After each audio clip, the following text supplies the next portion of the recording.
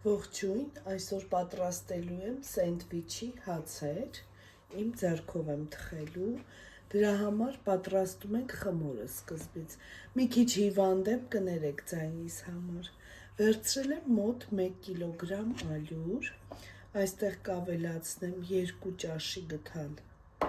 խմորիչ, 2 ճաշի գթալ շաքարավազ, աղ 1 թեյ գթալ, մի քիչ բուսայուղ կավելացնեմ, մոտ 50-60 միլիլիտր և գոլ ջուր, սա 500 է, ես հետո կարող եմ ավելացնեմ, էլի բաղադրիչներում կգրեմ 1 կիլոգրամի համար ինչքան ջուր է հարկավոր, լավ խառնում ենք և հունցելու ենք խմորը, խմորը հունցեցի, տեսեք ինչքան լավ խմոր է ստացվել, ոչ շատ պինդ, ոչ շատ փափուկ, այսպես ձեռքերին չկպչող խմոր է, հիմա ծածկում ենք և թողնում ենք հանգստանալ, խմորը լավ հասունացել է, մի հատ ուղղակի այսպես կես ժամ է անցել, մի հատ այսպես թեթևակի հունցում ենք, նորից ծածկելու ենք, թողնենք մոտ կես ժամ, ընդհանուր 1 ժամ է հանգստանալու խմորը,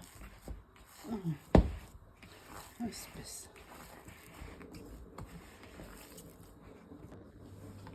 խմորը լավ հասունացել է, տեսեք ինչպիսի փափուկ լավ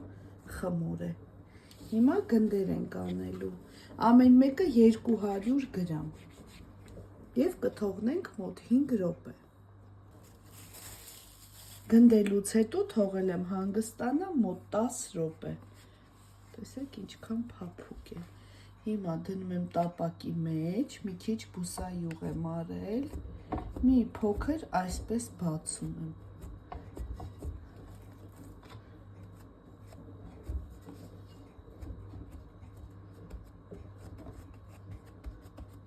այս չափի երևի, ոչ շատ հաստ, ոչ շատ բարակ,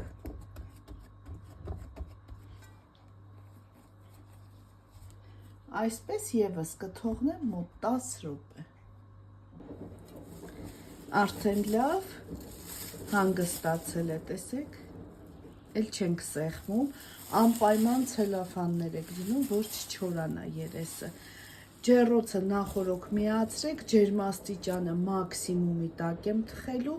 10-ից 15 րոպեում կթխվի, ահա, տեսեք ինչպիսի լավ փափուկ հացեր են ստացվել, հիմա շատ տաք է, թողնում ենք սառի, թողնում ենք լավ սառի հացերը, տեսեք ինչքան լավ է ստացվել, ես մի հատը արդեն կտրել եմ, տեսեք միջուկը, ինչ լավ է եփվել, փափուկ, հիմա լցոնելու եմ 1000-ի թերթիկներով, պղպեղ է, լոլիկ, պանիր և խոզապուխտ, ահա, այսպիսի գեղեցիկ տեսք ունի, հիմա բոլորը այս տարբերակով կպատրաստեմ, տեսեք ինչքան մեծ չափերով սենդվիչներ են, տնական հացով թխված, վերջ պատրաստ է, ամբողջությամբ լցոնեցի սենդվիչները, տեսեք ինչքան լավ է ստացվել, տնական հացով թխված, այսքանը բարի ախորժակ ցտեսություն։